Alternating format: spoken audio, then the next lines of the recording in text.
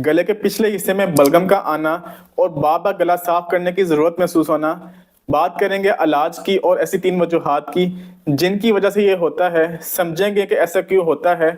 और इस वीडियो में मैं वो सब कुछ कवर करूंगा जिसके बाद आपको दोबारा कभी ये प्रॉब्लम नहीं होगी। देखें, जब आप एंटीबायोटिक्स लेते हैं स्पेशली वायरल इन्फेक्शन के लिए, तो वो इन्फेक्शन को खत्म करने के साथ साथ बहुत से साइड इफेक्ट्स की वजह बनती हैं। एंटीबायोटिक्स आपकी बॉडी में मौजूद फ्रेंडली जरासीमों को खत्म कर देती हैं और ये वजह बनता है आपके मुदाफ़ाती निज़ाम की कमजोरी की। आपका इम्यून सिस्टम वीक हो जाता है और इन फ्रेंडली बैक्टीरियाज के खत्म होने से आपकी बॉडी में फंगस की ग्रोथ बढ़ती है। ये फ्रेंडली बैक्टीरियाज जो हमारी बॉडी में पहले नेचुरली इस फंगस की ग्रोथ को रोके हुए थे, चूंकि अब खत्म हो गए हैं तो अब ये फंगस पूरी बॉडी में फैल सकती है। इसके साथ साथ ये साइनसिस की वजह बनती है। साइनसिस ऐसी मेडिकल कंडीशन है कि जिसमें आपकी नाक की कैविटीज के अंदर सोजिश हो जाती है और ये सर दर्द, बंद नाक या बहती हुई नाक की वजह बनती है। तो एक छोटे से वायरल इन्फेक्शन को खत्म करते करते अब आप एक बड़े मसले में फंस जाते हैं।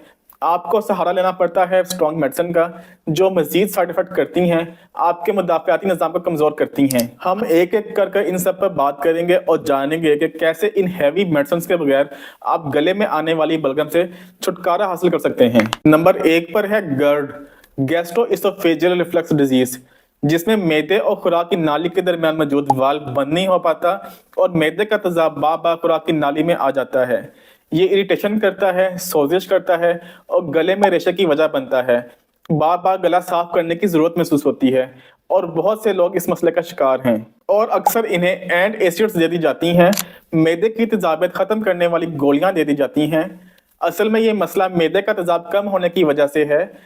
कम स्टोमिक एसिड इस वेल्व को बंद ही नहीं कर पाता और एसिड आपकी खुराक की नाली में चला जाता है। बिटेन हाइड्रोक्लोराइड कैप्सूल 3 से 4 आप खाने से पहले खा सकते हैं और साथ में ऐड कर लें एप्पल साइडर विनेगर को। ये आपके मैदे की पीएच को बैलेंस रखता है, आपके मैदे में एसिड के लेवल को बराबर रखता है। आप एंडोस्कोपी जैसे महंगे इलाज की तरफ भी जा सकते हैं अगर आपने डिटेल्ड में अपनी बॉडी को जानना है, लेकिन उससे पहले ये एक आसान और सस्ता हल है एसिड रिफ्लक्स को ट्रीट करने का और बहुत से लोग इससे फायदा उठा रहे हैं। एसिड रिफ्लक्स का शिकार अक्सर लोग खाना खाने के बाद गैस, ब्लोटिंग और बदहजमी का भी शिकार नजर आते हैं। दूसरी वजह की बात करेंगे कि पोस्ट नेजल ड्रिप एक वजह हो सकती है गले में मौजूद रेशे की। पोस्ट नेजल ड्रिप एक ऐसी मेडिकल कंडीशन है कि जिसमें आपके नाक की कैविटीज के पिछले हिस्से से गले में रेशा टपकता है और आपको बार बार खांसी करने पर मजबूर करता है। वायरल, बैक्टीरियल और फंगल इन्फेक्शन की वजह से ऐसा होता है और ये उन बायोफिल्म्स की वजह से होता है जो हमारे फ्रेंडली जरासीमों ने एंटीबायोटिक से बचने के लिए बनाई होती हैं। बॉडी फ्रेंडली जरासीम कॉलोनीज बनाकर रहते हैं और अपने इर्द गिर्द बायोफिल्म की एक ढाल बना लेते हैं। ये ढाल इन जरासीमों को जिस्म में आने वाली एंटीबायोटिक से बचाती है और अगर ये ऐसा ना करें तो आपकी खाई जाने वाली एंटीबायोटिक इन फ्रेंडली जरासीमों में और असल जरासीमों में फर्क ना कर पाए, इन सबको मार दें। एक और वजह कैल्सिफिकेशन है। दांतों में टाटर जमना, आर्टरीज में प्लाक जमा होने की वजह से भी ये हो सकता है। इसे अगर आप एंटीबायोटिक से ट्रीट करेंगे तो ये मजीद बिगड़ जाता है। इवन आप फील करेंगे कि अगर आपने एंटीबायोटिक्स ली हैं कुछ दिन पहले या कुछ महीने पहले, तो उसके बाद ये मसला और बढ़ गया। आपके हलक में हर वक्त रेशा टपकता रहता है।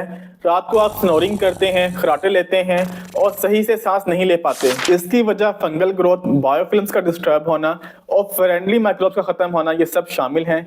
देखें, ये जो फ्रेंडली जरासीम हैं ये आपकी एंटीबायोटिक्स खाने से अपने इर्द गिर्द बायोफिल्म्स को मजीद स्ट्रॉन्ग कर लेते हैं और ये बायोफिल्म्स स्लाइमी होती हैं, अपने आप को प्रोटेक्ट करने की कोशिश करते हैं और नतीजे में ज्यादा रेशा पैदा करते हैं। अगर आपका रेशा येलोविश है या ग्रीनिश है तो ये बैक्टीरियल इन्फेक्शन की वजह से है और अगर वायरल इन्फेक्शन है तो इस केस में रेशा साफ रंग का होगा, ट्रांसपेरेंट होगा, लेकिन ये 100% एक्यूरेट नहीं है कि कभी आप दोनों इन्फेक्शन का इकट्ठा शिकार भी हो सकते हैं। पोस्ट नेजल ड्रिप अगर तो ये प्रॉब्लम स्वेड नहीं है तो आप नॉर्मल सलाइन सोल्यूशन से गार्गल कर सकते हैं, गरारा कर सकते हैं। साल्ट वाटर से आप नेजल रिंस कर सकते हैं, मतलब अपने नाक को अंदर से अच्छे से धो सकते हैं।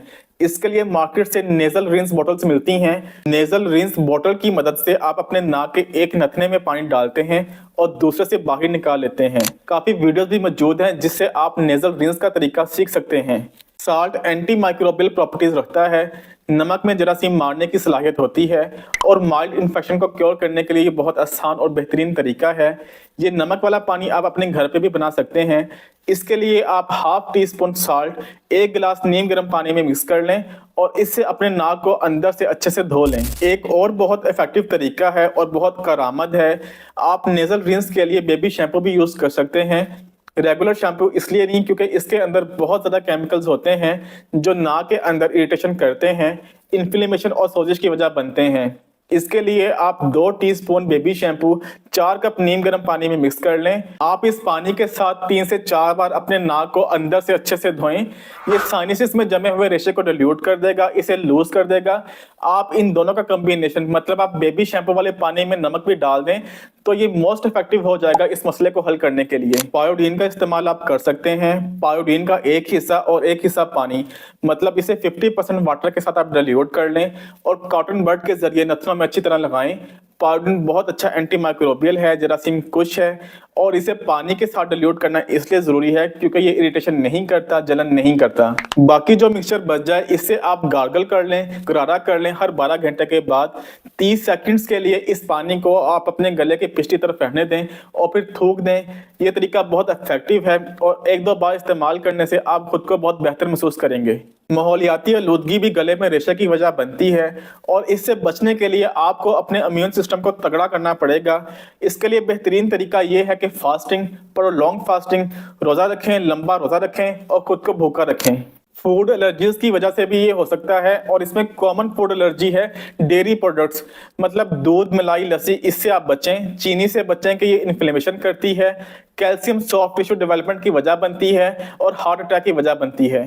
गार्लिक यानी लहसुन को आप अपनी खुराक में शामिल करें।